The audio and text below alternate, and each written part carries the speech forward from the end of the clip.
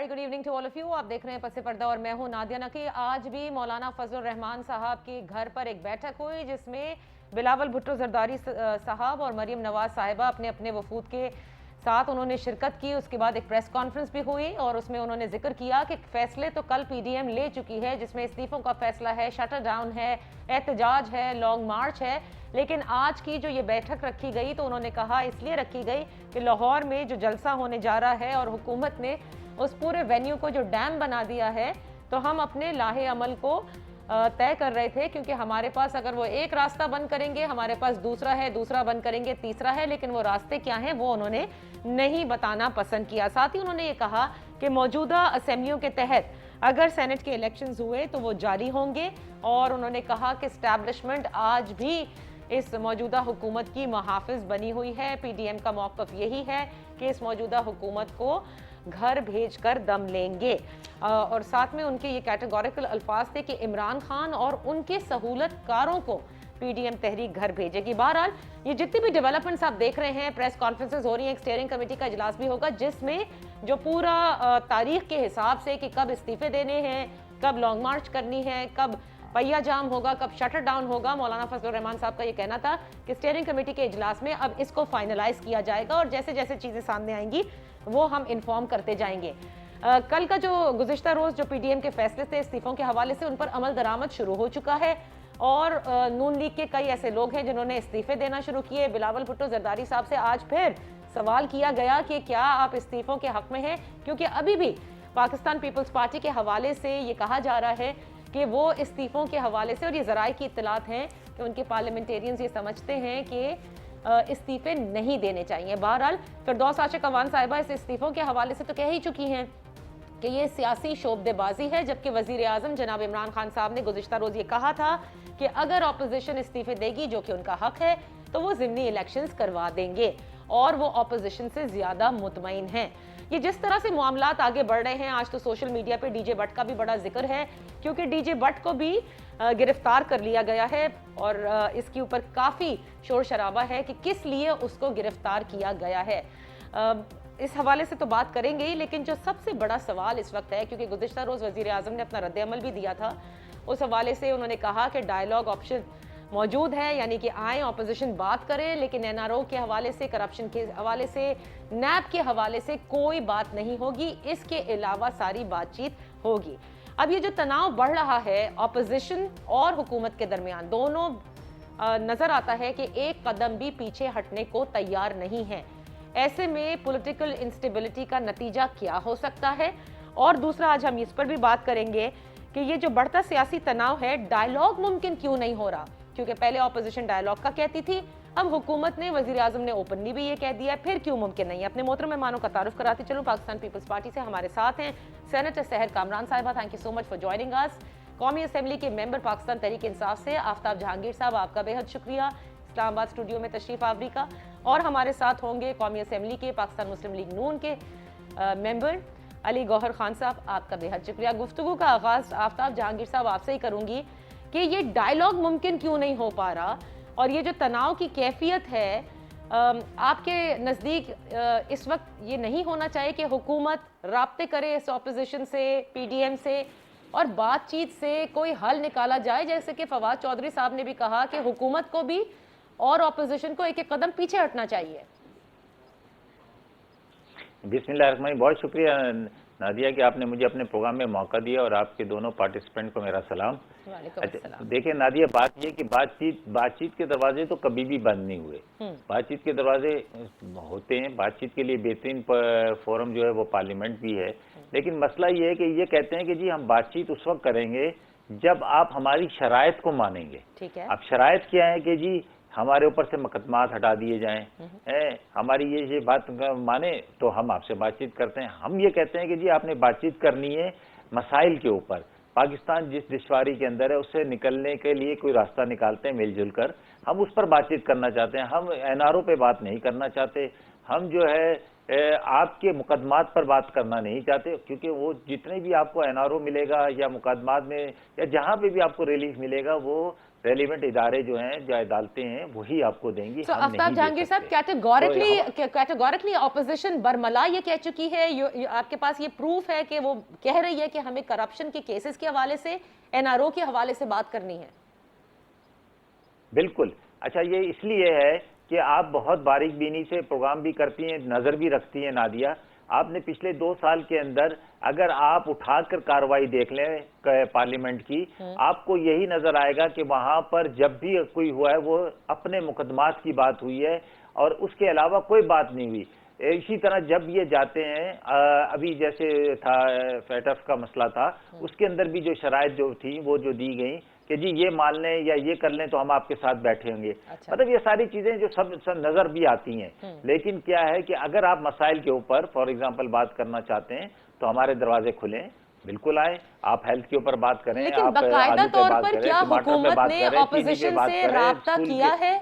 बाकायदा तौर पर कोई राब्ता किया है जब से ये पीडीएम अच्छा तश्कील में देखिए, आई? ये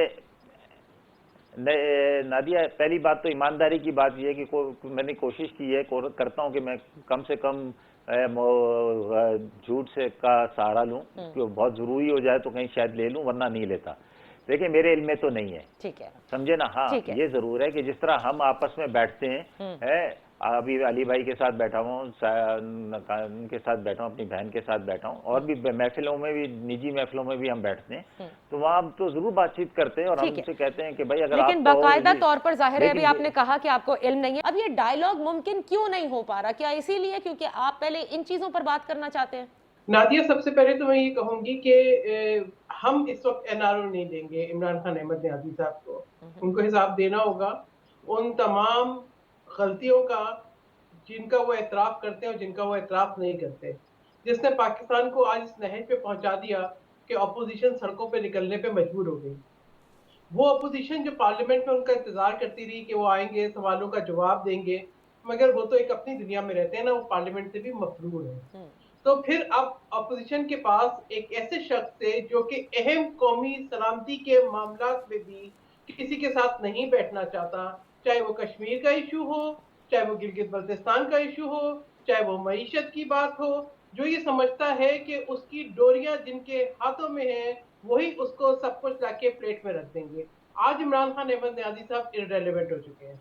प्राइम मिनिस्टर ने तो एक नॉन इलेक्टेड एक फोर्स बनाई है, जिसके अंदर आज एक साहब कह रहे थे कि जी वो सबको फंदा लगाएंगे। भाई ये जो सोच है, ये जो एक मैं समझती हूँ कि जो इनके दिमाग के अंदर वहशत है, ये हुकूमत करने के लाइक नहीं है। ये वजीर आजम के मनसब को और उनकी काबीना को जेब नहीं देता। नहीं, लेकिन अब तो खुलकर बोल दिया ना इमरान खान साहब ने, अब इमरान खान साहब ने खुलकर बोल दिया ना कि एनआरओ के अलावा, करप्शन के अलावा, नैब के अलावा आइए बैठकर बात करते हैं। तो अब क्या कबाहत है, करें बात उनसे। नादिया, बात यह है कि मैंने बताया ना कि एनआरओ नहीं देंगे इमरान खान अहमद न्याजी को। उसको हिसाब देना होगा, उसको हिसाब देना होगा कि आप ये बताएं कि आज पाकिस्तान में डबल डिजिट में इन्फ्लेशन क्यों है। उसको हिसाब देना होगा कि आज सर्कुलर डेब्ट इतना क्यों बढ़ गया। उसको जवाब देना होगा कि तारीख का सबसे ज्यादा कर्जा क्यों लिया। उसको जवाब देना होगा कि आज जीडीपी -4.4 क्यों है। उसका जवाब देना होगा कि क्यों 1,37,00,000 लोग बेरोजगार हो गए, 1 करोड़। अच्छा, तो अब आप जो भी ठीक है, जवाब देना होगा। तो ये जवाब पार्लियामेंट में ही मिलेगा ना, ये जवाब तो आप लोगों ने पार्लियामेंट में जाके लेने हैं। तो देखिए ना, पार्लियामेंट से तो वो शख्स गायब है, पार्लियामेंट से वो मफरूर है। देखिए, नैब के ऑर्डिनेंस लाने वाली हम अपोजिशन पार्टीज नहीं थी, वो हुकूमती पार्टी थी। ये जो जिस तरीके से ये नैब न्याजी गठजोड़ चल रहा है, मैं तो कहती हूँ करप्शन के खिलाफ कार्रवाई करें। अच्छा, so I have to take opening remarks of, अच्छा, I have to take opening remarks सहर साहिबा, just in one line, आप ये कहती हैं कि डायलॉग का रास्ता बंद हो चुका है? देखिए, मैं ये बता रही हूँ कि इमरान खान अहमद न्याजी आज इररेलेवेंट हो चुका है। ओके, वो एक ऐसा शख्स है जिसके अंदर ये सिफ्ती नहीं है कि वो हुकूमत कर सके। मैं ये बता रही हूँ, आज जो लोग, अभी आप क्या भूल गए कि केपी में क्या हुआ है? ठीक है, आपने कहा कि इमरान खान साहब अब इररेलेवेंट हो चुके हैं, सब में अली गौहर साहब, ठीक है, रेलेवेंट कौन है अली गौहर साहब, जहां ये मामला तय हो सकते हैं? देखिए, बात ये है कि जो जहां तक इमरान न्याजी साहब का ताल्लुक है, तो वो तो इस गेम का हिस्सा नहीं है। वो तो एक वक्ती तौर पर बिठाएगी, वो कठपुतली हैं, जिस तरह से कि उनसे पहले अदवार में भी ऐसे लोग बिठाए गए। देखें, अगर मज़ाकरात हो पहले सकते हैं, अदवार में लोग बिठाए गए, मतलब कहने का यानी नवाज शरीफ साहब, जरदारी साहब, उससे पहले फिर नवाज शरीफ साहब, ये सब लोगों का जिक्र कर रहे हैं आप? नहीं, मैं जिक्र कर रहा हूँ, हम तो कभी भी फेवरेट नहीं है। अल्लाह ताला जन्नतुल फिरदौस में जगह दे। ज़फ़रुल्लाह जमाली साहब भी प्राइम मिनिस्टर रहे हैं, उसके बाद शौकत अजीज साहब प्राइम मिनिस्टर रहे हैं। एक इधर पहले निगरान वजीर आजम आते होते थे, आपको पता है कि वो थे। जनरल याहिया खान का दौर रहा है, जनरल अयूब खान का दौर रहा है। तो इधर पॉलिटिकल पार्टी तो है, वो तो मतलब है कि बड़ा थोड़ा टाइम। और आजकल भी अगर आप कहें कि जमहूरियत है और डेमोक्रेसी है, तो ये तो बिल्कुल नहीं, ये तो कठपुतलियों की हुकूमत है, जिस तरह से काफ लीग की गवर्नमेंट थी। ठीक है, तो लेकिन इनसे आप डायलॉग नहीं कर सकते। अली गौहर देखिए, साहब मैं किससे करेंगे? क्योंकि शहबाज शरीफ ने कहा था कि नेशनल डायलॉग होना चाहिए, किससे करना चाह रहे थे नेशनल डायलॉग आप लोग? नादिया, देखिए, मैं आपको अगर हम आपको पता है कि मेरी आदत है कि मैं कोशिश करता हूं कि हम सिंपल वर्ड्स में और हकायक पर मबनी बात करें। देखें, गुजारी ये है कि मियां नवाज शरीफ साहब पर एक एलिगेशन लगता है कि वो जनाब ज़ियाउल हक, आप देखें कि ज़ियाउल हक साहब के बाद कितना टाइम, कितने साल बीत चुके हैं। और अगर मियां नवाज शरीफ साहब मतलब इन कुव्वतों के आलाकार बनते, तो फिर बार बार उनकी असम्बलियां ना टूटती, वो मुशर्रफ दौर में जेलों में बंद ना होते। वो अब जो आजकल दौर चल रहा है, इस दौर में भी एस्टेब्लिशमेंट के दौर में ना जेलें बर्दाश्त करते, ना अहलियां फेस करते, ना अपने खानदान को दरबदर करते। अली मतलब गौहर ये साहब, ये आप ब्रेक का वक्त देखिए, आ गया है, आप मुझे बताएं डायलॉग फिर किससे करना चाहेंगे? देखिए, गुजारिश ये है कि जो डायलॉग है, डायलॉग उन लोगों के साथ होना चाहिए जो इस सियासी सिस्टम को बार बार सोख टाच करते हैं, जो इस सियासी सिस्टम के ऊपर बार बार असरअंदाज होते हैं, और जो लोगों की वफादारियां तब्दील करते हैं। कौन है वो जो लोग? लोगों कौन है वो लोग? वो एस्टेब्लिशमेंट है। अच्छा। वो और एस्टेब्लिशमेंट में बैठे हुए वो चंद लोग हैं जो इस सिस्टम को बार बार सोखताज करते हैं। हमने तो कभी छुपी हुई बात की नहीं, हम तो बड़ी, हमारा तो बिल्कुल ये इमरान, देखे इमरान जो एनआरओ, कौन आप एनआरओ की बात करते हैं? पहली बात तो ये कि एनआरओ न्याजी साहब ने लिया, ठीक है, अब आपने कहा कि उनसे लिया। डायलॉग करेंगे जिन्होंने सबोटाज किया है सिस्टम को, आपने कहा वो एस्टैब्लिशमेंट है, उन्हीं से डायलॉग हो सकता है। लेकिन बड़ी अजीब बात है कि वो आपसे डायलॉग ही नहीं करना चाह रहे। मैं एक ब्रेक ले रही हूँ, ब्रेक से वापस आते हैं और उसके बाद यहीं से गुफ्तगू आगाज करते हैं। इस पॉलिटिकल इंस्टेबिलिटी का नतीजा क्या होगा, यही मैं पूछूंगी अपने तीनों मेहमानों से। Let's take a break.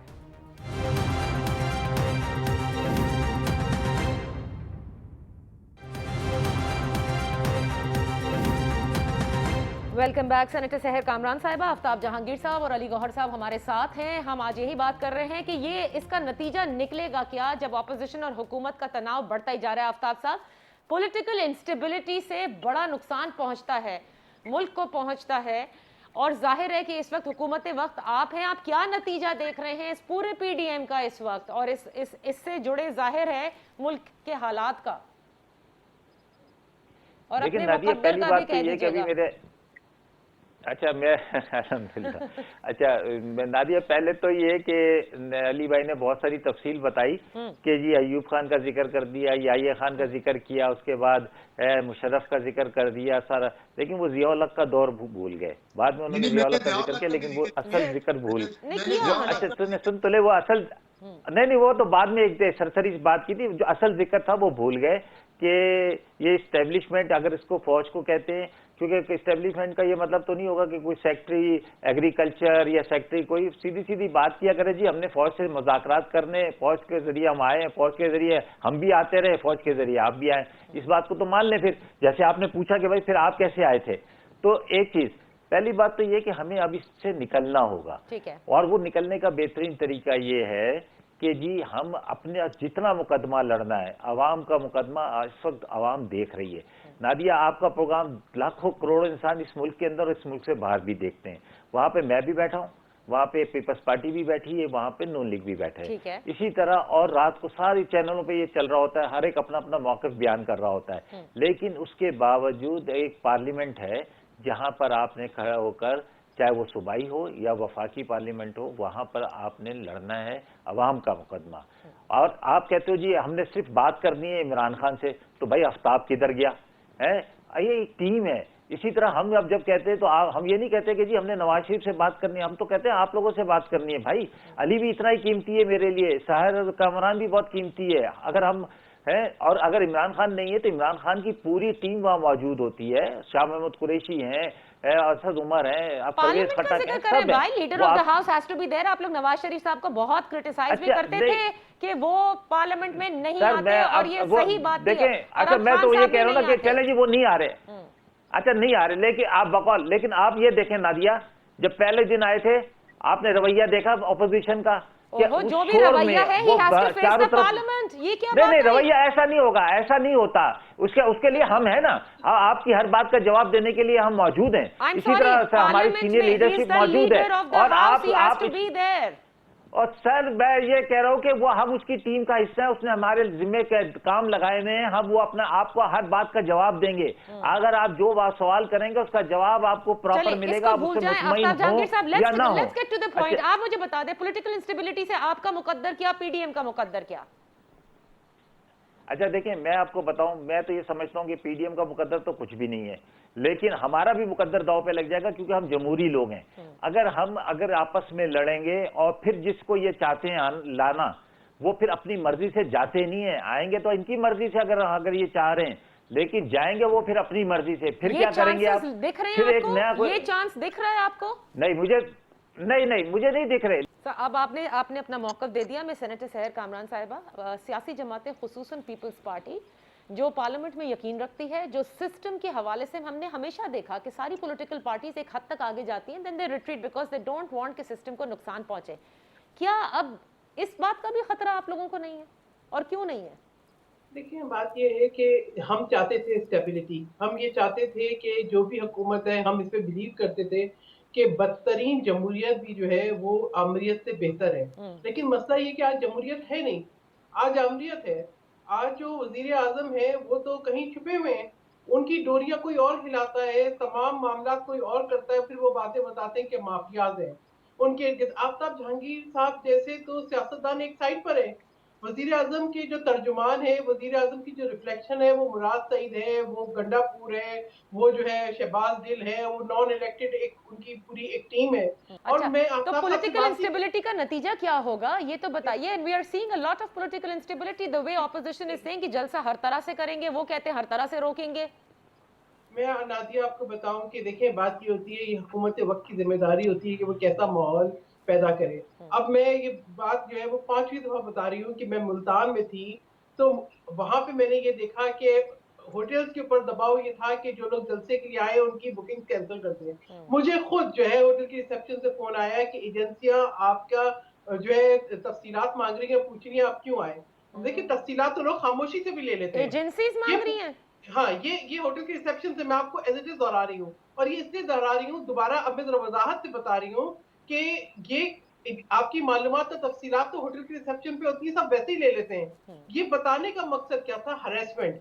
तो मैंने जवाब ये दिया कि भाई ऐसा तो नहीं कि मैं गलती से, मेरी तफसीलात तो आपके पास है, मैं आई हूँ जलसा अटेंड करने के लिए, लेकिन मुझे ये बता दें कि मैं गलती से कहीं बॉर्डर तो क्रॉस नहीं कर गई कि मुझे पुलिस रजिस्ट्रेशन करा के आना था। देखिए, जहाँ पे इस किस्म की सिचुएशन हो, जहाँ पे पोलराइजेशन हो, जहाँ पे विक्टिमाइजेशन हो, जहाँ पे हरेसमेंट हो, वहां पे मुल्तान में भी हरेसमेंट और अभी लाहौर में भी हरेसमेंट। आप कहते हैं जी हम जलसा नहीं रोकेंगे, फिर आप हर हरबा अपनाते हैं। फिर मुझे आज ये बताएं कि मुझे क्या आफ्ताब जहांगीर साहब माफी मांगेंगे शहबाज गिल की इस स्टेटमेंट की कि वो इमरान खान अहमद न्याजी सबके गलों में फंदा लगाएंगे? इस सोच की काबीना और इस सोच की हुकूमत के साथ आप क्या समझते हैं कि कोई डायलॉग हो सकते हैं? ठीक है, फंदे वाले लोग हैं, ये जो आपने जिक्र किया अभी, देखिए एक मिनट नादिया, मुझे फिर हम जितना मुझे पता लगता है आप मुझे रोक रही हैं, मुझे बस 1 मिनट दे, मैं बात मुकम्मल करूं कि ये वो लोग हैं कि जो कंटेनर पे खड़े की भी इंस्टेबिलिटी की बात करते हैं। आफ्ताब जहांगीर साहब कहते हैं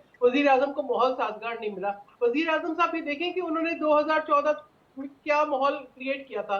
उन्होंने तो किसी चीज की परवाह नहीं की थी, वो तो कहते थे हुंडी से पैसा भेजो। वो उन्होंने तो हमले किए थे पार्लियामेंट पे, उन्होंने तो हमले किए थे। आप जो अभी सदर मुमलिकत है उनके बयान सुन लें। देखिए, हम ये सब नहीं कर रहे, हम तमाम जमहूरी रिवायात का बहुत रिस्पेक्ट कर रहे हैं और हम वो अपना जमहूरी हक इस्तेमाल कर रहे हैं। ओके, और अब इसमें जो है ना हमारी जो डिमांड है वो ये है कि तमाम इदारे अपने अपने आईनी दायरा कार में रह के काम करें। ये एक्सेसेस खत्म होनी चाहिए, ओके, ये चोरियां खत्म ये होनी चाहिए, आपका देखिए, जो फर्जी ये तो तमाशा कई खत्म दफा होना चाहिए। आप लोग रिपीट कर चुके हैं कि ये आपका मौक़िफ़ है, ज़ाहिर है एलामिये में भी आ चुका है, लेकिन इस वक्त आज की बात हमें ये करनी है क्योंकि अब ज़ाहिर है ये इंस्टेबिलिटी का नतीजा कुछ भी हो सकता है। अली गौहर साहब जो जिक्र मुल्तान का किया है, वही जिक्र आपकी जमात इस वक्त पंजाब में, खुसूसन लाहौर में, गुजरांवाला में ये शिकायत करती नजर आ रही है। मैं एक ब्रेक लेती हूँ, जब ब्रेक से वापस आऊँ ताकि कता कलामी ना हो, और आपसे इसी पर मैं पूछूंगी कि जिसको आप लोग कहते हैं कि रखना डालना, क्या वो वाकई डाला जा रहा है? Let's take a break.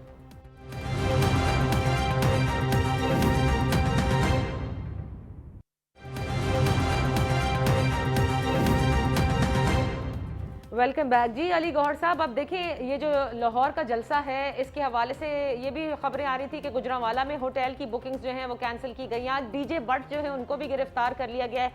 ऐसी सारी बातों के साथ आप लोगों ने भी जिद पकड़ी हुई है कि जलसा करना ही करना है, लेकिन क्या फ़ायदा होगा? लगता तो नहीं है कि वहाँ तक जितना क्राउड का आप लोग दावेदार हैं और तारीखी जलसे के, वो सब होता देख रहे हैं आप?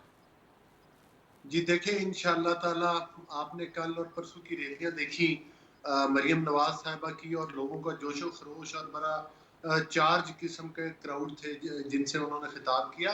मेरा गुजारिश करने का मकसद, अभी भी हमारी फैसलाबाद की मीटिंग थी, राना सनाउल्लाह साहब अभी कुछ देर पहले सरगोदा में कर रहे थे, वहाँ का कन्वेंशन था, वर्कर कन्वेंशन था, कुछ दिन पहले फैसलाबाद में हुआ। देखिए, अवाम जो है वो 90% जो पब्लिक है वो इमरान न्याजी साहब से जान छुड़ाने के लिए हर मीटिंग, हर जलसा और हर बड़े इज्तिमा में आने के लिए तैयार है, प्रोटेस्ट करने के लिए तैयार हैं। और जो लोग मतलब है कि इस महंगाई से और इस लाकानूनियत से और इस गैर कानूनी और गैर आईनी हुकूमत से जान छुड़ाने के लिए हर हर सतह पर हर तावन करने के लिए तैयार है। लेकिन मैं आपको एक गुजारिश करूंगा और रिक्वेस्ट करूंगा कि थोड़ा सा टाइम दीजिएगा। पहले भी शायद थोड़ा सा कम टाइम दिया आपने मुझे। आप देखें कि जब मुल्तान का जलसा हुआ तो मेरा जो हलका है वो उस नए मोटरवे पर आता है कि जो मुल्तान की तरफ जाता है। यकीन करें कि कंटेनर लगाकर तमाम इंटरचेंज जो थे वो बंद कर दिए गए। ये कहाँ की जमहूरियत है? आप अभी डीजे बट का बताया जा रहा था, ये डीजे बट साहब वही है जो इमरान न्याजी साहब के कंटेनर के ऊपर भी अपना पूरा सिस्टम लगाया करते थे। उस वक्त ये बट ठीक था, और आज चूंकि ये मीनारे पाकिस्तान पे, और मीनारे पाकिस्तान को देखें उधर इन्होंने क्या कोई डैम बनाना है, क्या बनाना है, पूरे मीनारे पाकिस्तान के इर्द उसको पानी के साथ इन्होंने भर दिया है। लेकिन इसके बावजूद कि ये मुकदमात भी कायम करेंगे जिन लोगों पर मुल्तान की वजह से इन्होंने गिरफ्तार किया। फैसलाबाद में मैं आपको बता रहा हूँ नादिया, कोई 500-600 के करीब लोग थे जो इधर थे, इन्होंने गिरफ्तारियां की कि मुल्तान ना जाए। अच्छा। और मैंने खुद जाकर 2 दिन में जेल जाता रहा और उनको जाकर लेकर आया। उनमें अंडर एज बच्चे शामिल थे, उनमें 80 साल के बुजुर्ग भी शामिल थे मेरे शहर के। मैं आपको अपने हल्के की बात कर रहा हूँ। और उनमें वो लोग भी शामिल थे जो चारा काट रहे थे, उनको भी पकड़ के ले गए, और जिनकी बॉडी के ऊपर ट्यूमर थे कैंसर के, उन लोगों को भी पकड़ के ले गए। तो मकसद ये है कि ये एक बेरहम लोगों का, ये हुकूमत नहीं है, ये कोई सियासी पार्टी नहीं है, ये एक बेरहम लोगों का डैम वहां आप कहते हैं बना दिया गया। अली गौहर साहब, गिरफ्तारियां हो रही हैं, ऐसे में भी आप जलसा करने पर बजिद हैं, और इससे साफ आपको नहीं लग रहा कि आप नताइज जो हैं, जो आप चाहते हैं वो नहीं हासिल कर पाएंगे? अब तक नहीं कर पाए, अब क्या करेंगे? नहीं नादिया, देखें नताइज अल्लाह ताला के फजलो करम के साथ कामयाबी पाकिस्तान के अवाम का मुकद्दर है, जमहूरियत पाकिस्तान के अवाम का मुकद्दर है। उसके लिए मेरे कायद को, मेरे कायद के खानदान को, उसकी पूरी टीम को जो भी कुर्बानियां देना पड़ी, जेलें हमें बर्दाश्त करना पड़ी, हमें झूठे मुकदमात बर्दाश्त करना पड़े, लेकिन हम इमरान न्याजी को NRO देने के लिए हरगिज तैयार नहीं है। हम इस आमरीत की हुकूमत को नहीं तस्लीम करते। हम पाकिस्तान कायदे आदम ने जमहूरियत की बात जमहूरियत के लिए ही बनाया था, इस्लामी जमहूरिया पाकिस्तान। नतीजा क्या होगा? नतीजा क्या होगा ये मुझे बताएं। ये इंस्टेबिलिटी बढ़ती जा रही है ना, आपने इनसे तो आपने बात नहीं करनी, उन्होंने आपसे नहीं करनी, जिनसे आप करना चाहते हैं वो आपसे बात नहीं कर रहे, होगा क्या फिर? देखिए नादिया, बात ये नहीं है कि हम किसी से बात नहीं करना चाहते, लेकिन हमारे दरवाजे सबके लिए खुले हैं। मास वाइज कठपुतली के, क्योंकि इस कठपुतली के लिए तो एक रबड़ स्टैंप है। आज देखें कि अफसोसनाक सूरत ये है, मैं आपको एक छोटी सी मिसाल दूं कि कोरोना के ना हर चीज, कभी ये स्टे ऑर्डर और कभी कोरोना की आग के पीछे छुपते हैं। 2 महीने हो गए कौमी असम्बली और तमाम स्टैंडिंग कमेटी का बिजनेस टोटल बंद किया हुआ है, और कौमी असम्बली को एक रबड़ स्टैंप के तौर पर बाहर से पीछे से डोरियां हिलती है, मामूली सा इशारा आता है। मैं तो अब उन ऑफिसर्स के रैंक भी नहीं बता सकता, शर्म आती है कि जो एक बंदा आता है और पूरी असम्बली को भेड़ बकरियों की तरह वहां पर कानून साजी और वहां से ऑर्डिनेंस जारी करवाए जाते हैं। ये बड़ा संगीन इल्जाम आप लगा रहे हैं। आप ये कह रहे हैं कि एस्टैब्लिशमेंट के लोग, लोअर रैंक्स फोन करते हैं और वही ऑर्डिनेंस पास किया जाता है जो वो कहते हैं। वो ऑर्डिनेंस पास नहीं किया जाता, वो कानून भी पास किया जाता है असम्बली के फ्लोर के ऊपर खड़े होकर, और असम्बली के बिजनेस को बुलडोज किया जाता है। मुझे ये बताएं, आज होटल्स खुले हैं, रेस्टोरेंट्स खुले हैं, आज ट्रांसपोर्ट चल रही है, ये स्मार्ट लॉकडाउन की बात करते हैं। अभी तो मैं कोरोना पर आ ही नहीं रही अली गौर साहब, मैं तो अभी इस बात का जिक्र करना चाह रही हूँ कि नतीजा बहुत अजीब भी हो सकता है, सिस्टम के लिए भी खराब हो सकता है। नतीजा जो भी निकले, हम इस जमहूरियत के सफर को, कानून और आइन की बहाली के सफर को हरगिज नहीं रोक सकते। हम इंशाअल्लाह ताला हम इस तवक्को से निकले। वो शेर है ना कि जिस दौर में जीना मुश्किल हो उस दौर में जीना लाजिम है। तो जो भी हो, हमें इसकी जो भी कीमत अदा करनी पड़े, और हम कीमत अदा कर रहे हैं। आफ्ताब जहांगीर साहब से पूछ लेते हैं ना कि जो कीमत अब क्या अदा करेगी। अब ये मामला तो अच्छा, नादिया अली भाई बड़े जज्बाती हो गए। पहली बात तो ये कि मैं आपको सबूत के साथ बता रहा हूँ कि बिनिश सलीम न्यूज चैनल वाली और उस्मा बुखारी, ये दोनों इस बात की विटनेस है कि मैं उस दिन मुल्तान में था जिस दिन इनका जलसा था। ठीक है। अच्छा, मैं बाय रोड ही गया था कराची, अब मैं बताता हूँ, वो भी बताता हूँ। तो वो भी यही सवाल मुझसे उन्होंने भी पूछा, मैंने कहा गिनने आया हूँ। अच्छा, मैं अपने काम से गया था। अच्छा, और वो भी रेलवे की, मैं एक रेलवे की कमेटी थी जिसके जो कन्वीनियर थे पीपल्स पार्टी के थे, उन्होंने वहां पे रखी थी मीटिंग, हम उस पे गए थे। अच्छा, मैं बाय रोड गया था कराची से, तो मैं तो वहां पे मैंने तो इंटरचेंज के ऊपर बाखुदा 3 दफा कहा, मैंने इंटरचेंज के ऊपर कंटेनर नहीं देखे। ठीक है, मैं तो इसलिए मुल्तान गया, मुल्तान में, अब मैं आपको सबूत दे रहा हूँ, बता रहा हूँ। अच्छा, मुझसे तो किसी ने भी नहीं पूछा, क्योंकि मैंने ये बता के तो नहीं गया था। मैं जिस होटल में ठहरा था मुझसे किसी ने नहीं पूछा कि आप क्यों आए हो, क्या आए हो, कोई एजेंसी वाला मेरे पास तो नहीं आया। अच्छा, चलो इस बात को भी छोड़ देते हैं। अभी मेरे अच्छा, नहीं, वो तो मेरे वो जो आपके पीपल्स पार्टी के जो गए थे ना, पीपल्स पार्टी के, उनसे भी नहीं किसी ने पूछा। आप उनसे भी हमारी बहन आपके उनसे भी नहीं किसी ने पूछा। सर, मुझे नहीं पता, मैं उसकी बात नहीं कर रहा, मैं बहस में नहीं जाना चाह रहा, मैं तो अपनी बता रहा हूँ, अपनी जो मेरे साथ वहां हुआ मैं वो बता रहा हूँ। चले, आप ये कह रहे हैं दोनों गलत बयानी कर रहे हैं। अब एक चीज बता दें कि वक्त कम है आफ्ताब साहब, बाद में मैं नहीं चाहती कि आप लोग शो कट जाए, बिल्कुल आप जरूर दीजिएगा आफ्ताब साहब। लेकिन जो कुछ पंजाब हुकूमत इस वक्त कर रही है, डीजे भट्ट की गिरफ्तारियां, ये सारी बातें ठीक हैं?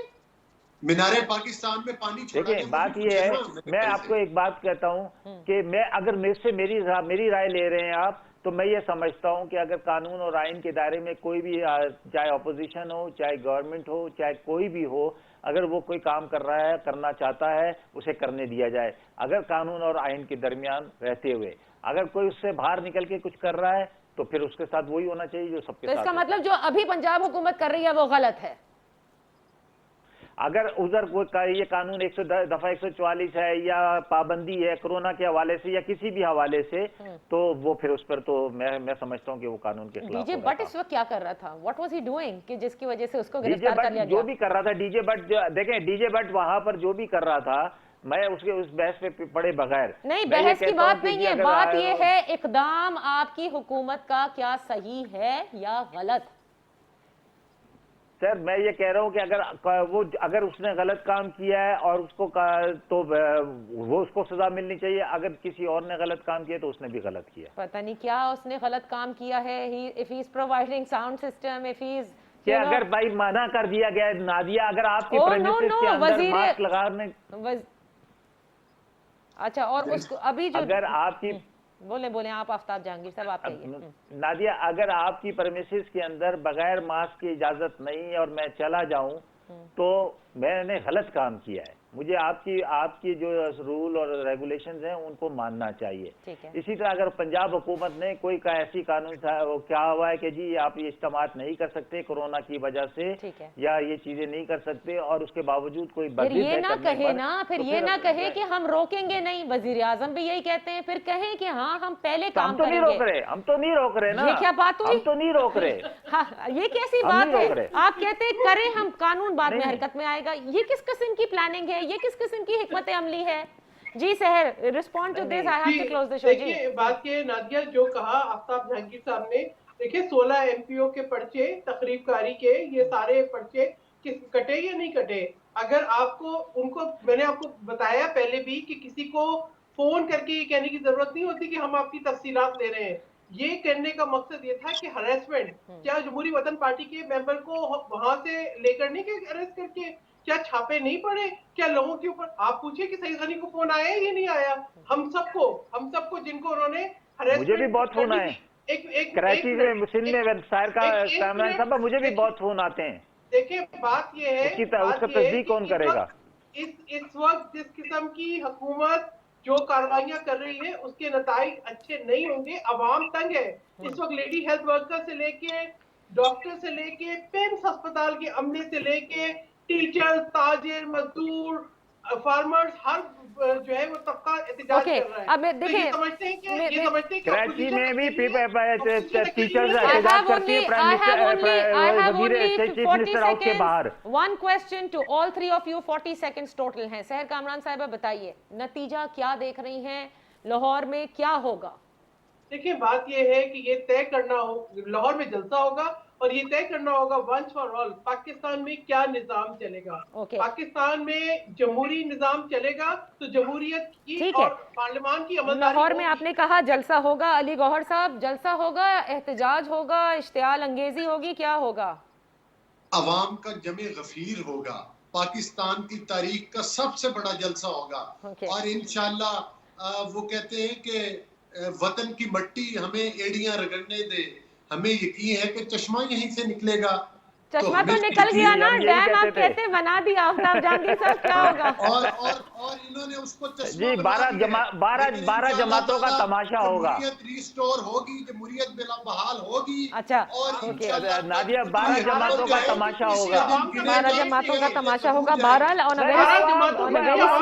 तेजी नहीं बनती, 12 जमातें 2, 4, 5 हजार आदमी लेकर आएंगी, इससे ज्यादा नहीं होगा। इससे ज्यादा नहीं होगा। ओके, कि फिर आपको परेशानी क्यों है?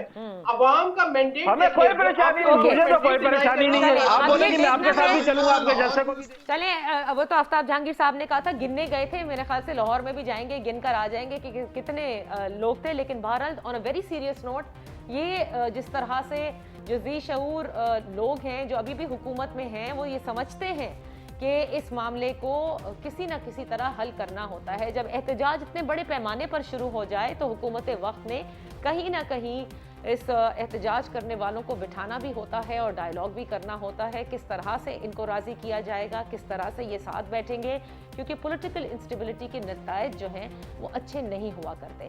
बहरहाल इजाज़त दीजिए, इंशाल्लाह देखते हैं आगे आगे क्या होता है। वज़ीर आज़म इमरान खान मुतमईन भी हैं, ऑपोजिशन से ज़्यादा मुतमईन हैं। ऐसी क्या हिकमत अमली वो अपनाने जा रहे हैं जिससे उन्हें लगता है कि ये एहतजाज फिजल आउट हो जाएगा। आने वाले दिनों में ये सब बातें सामने आएंगी। अल्लाह हाफ़िज़।